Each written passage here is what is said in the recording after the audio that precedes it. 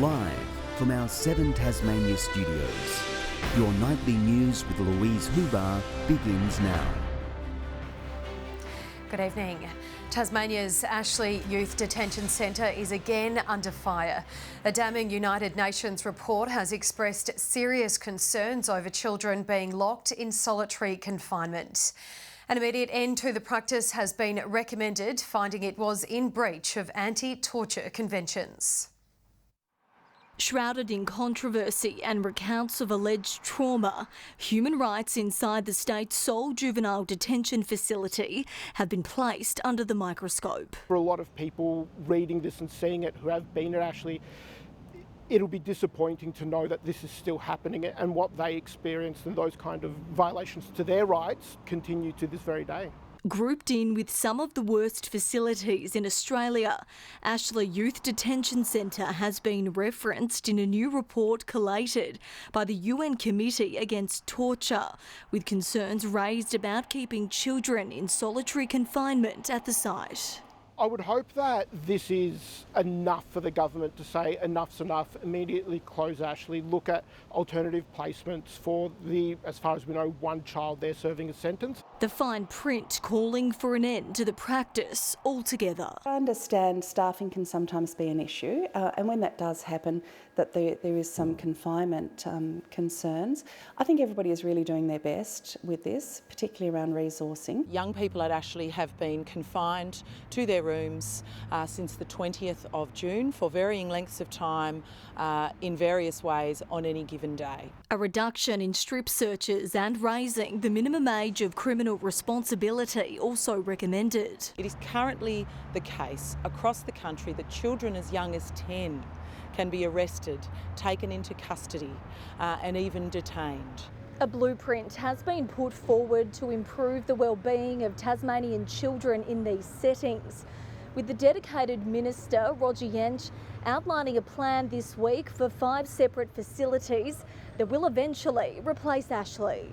What we're hearing out of Ashley is horrifying.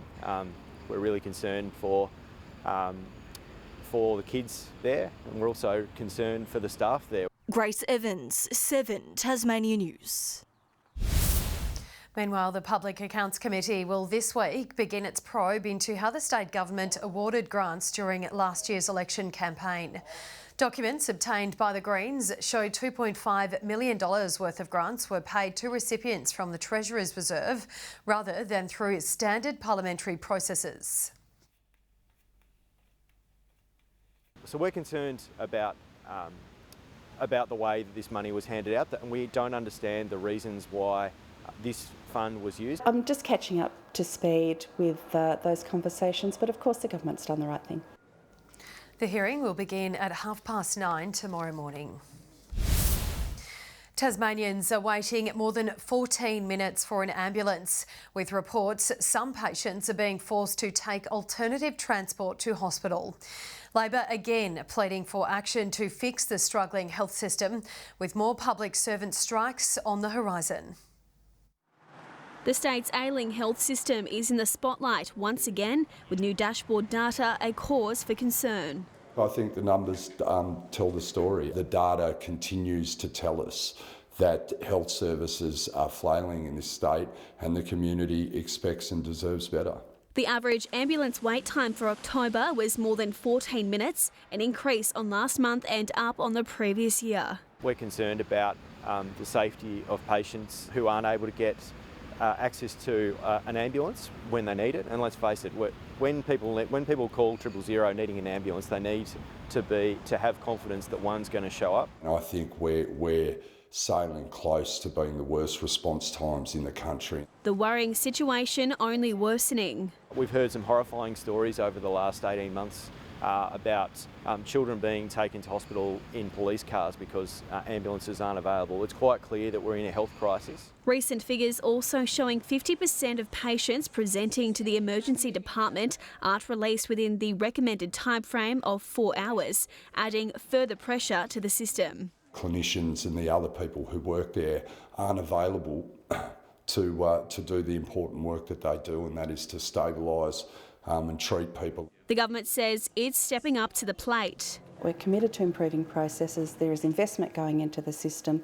Our emergency services generally are doing a great job, but of course there's more to do, and we're working on that closely. But union members fear it could be too little too late. For a lot of years now, we've just seen band-aid solutions being provided by both the federal and the state government, and it's time for a real rethink and a real proper investment in public health services.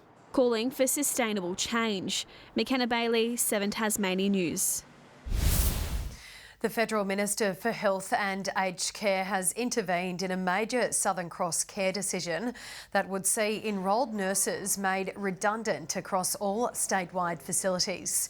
The Australian Nursing and Midwifery Federation has welcomed the support and is calling for further policy intervention. At this stage, they've intervened and highlighted the fact that this is a Southern Cross Care Tasmania decision alone. They've urged Southern Cross Care to reconsider this change proposal to a household model of care. They're now examining more closely the mandated minimum care minutes. The ANMF is sending a delegation of enrolled nurses to Canberra this week to work with the federal government on a solution. Local manufacturers are set to benefit from expansion into new markets thanks to the third round of state government grants. The Advanced Manufacturing Accelerating Growth program has awarded more than $600,000 to 7 recipients across Tasmania. Funds to invest in crucial equipment have been rolled out to a number of businesses through the measure. We've been looking at more automated machinery for a while now. And we saw this grant opportunity come up and thought this would be awesome for us to be able to take that next step into the advanced manufacturing space. They've received $100,000 from us to help them build their business. Now these grants are matching grants, so $100,000 from us, $100,000 from them. Employment is also expected to be bolstered under the rollout, with the creation of 80 new jobs predicted. 2 Tasmanian sailors have launched an ambitious bid to represent Australia at 2024 Olympic Games. Will Cooley and Amy Potter have formed Team Limitless, which will aim to race in the NACRA 17 class. Reaching speeds of up to 80 kilometres an hour, the mixed gender category is not a cheap ride, with some teams spending millions of dollars on their vessels. You could go as far as, similar to Ferrari racing teams with these boats. They're that high performance. It's such a technical class as well as it is tactical, and that's just one of the passions I have. The duo will now face qualifying races in Europe from next year. It was a golden morning in Hobart for dog lovers, with a walk taking place to celebrate one of the state's most popular breeds. Tasmania's Golden Retriever Club hosted its annual Dog Day Out, with more than 50 dogs and their owners pounding the pavement at Montrose foreshore. The club says the breed remains a popular choice for families.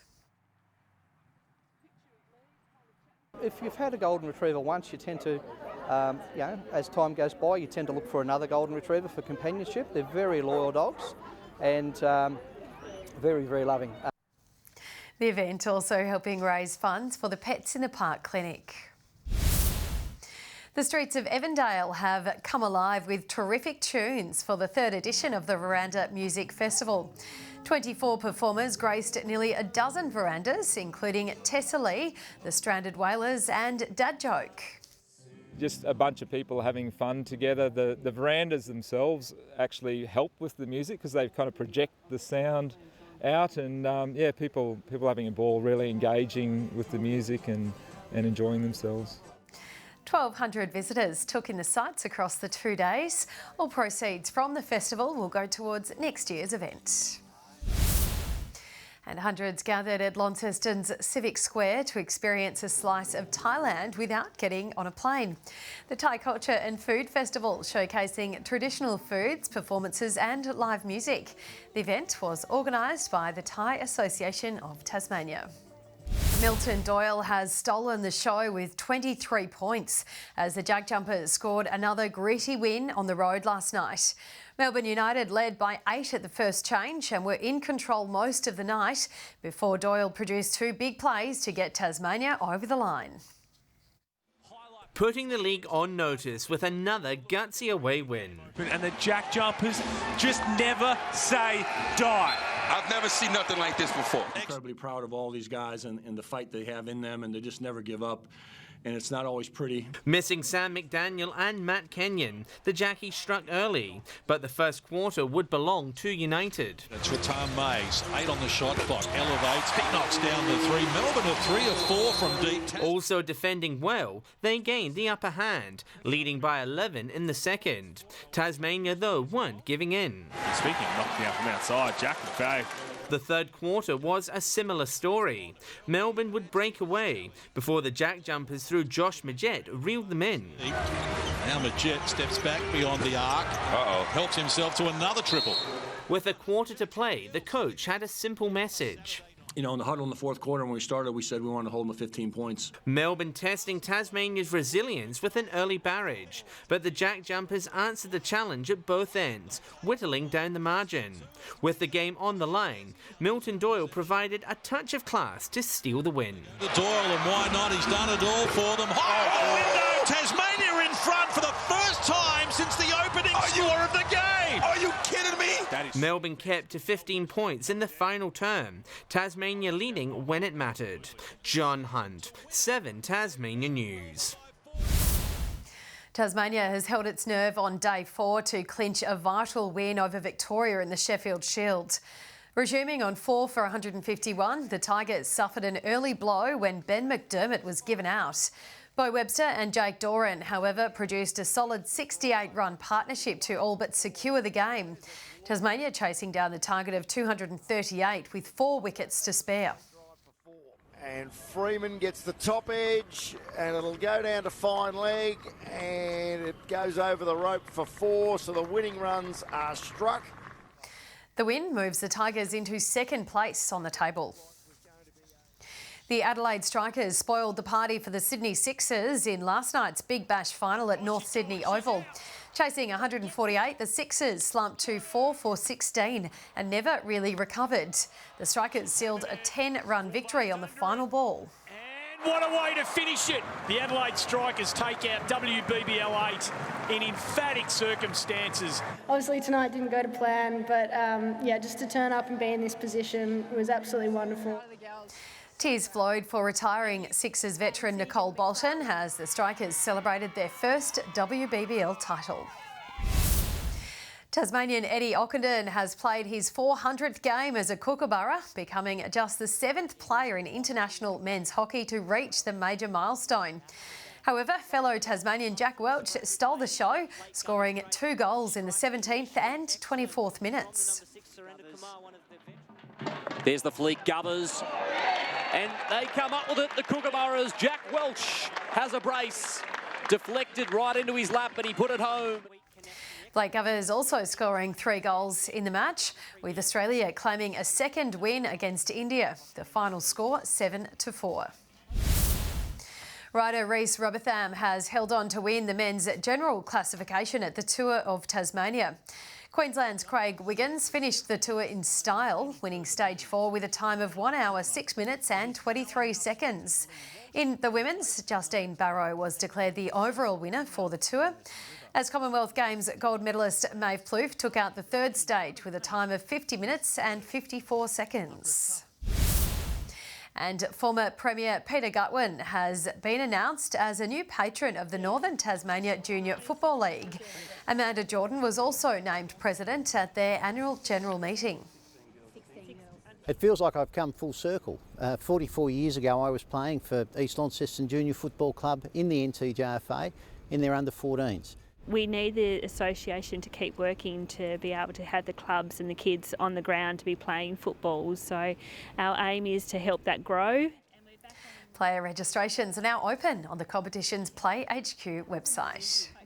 Good evening. 19 in Hobart today, Launceston 18, 17 across Burnie and Devonport. 21 was the state's top in Friendly Beaches, Lowhead 16 and 13 across Lyowini and Strawn.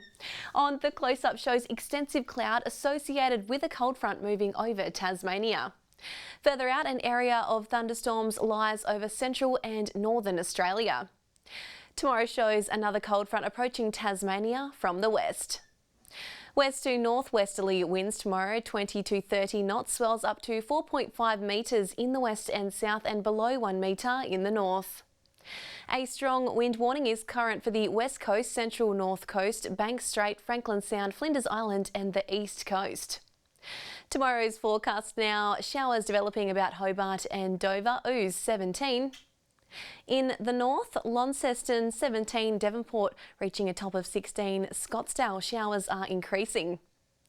Burnie tomorrow a shower or two, Strawn 15, Stanley showers increasing with wind.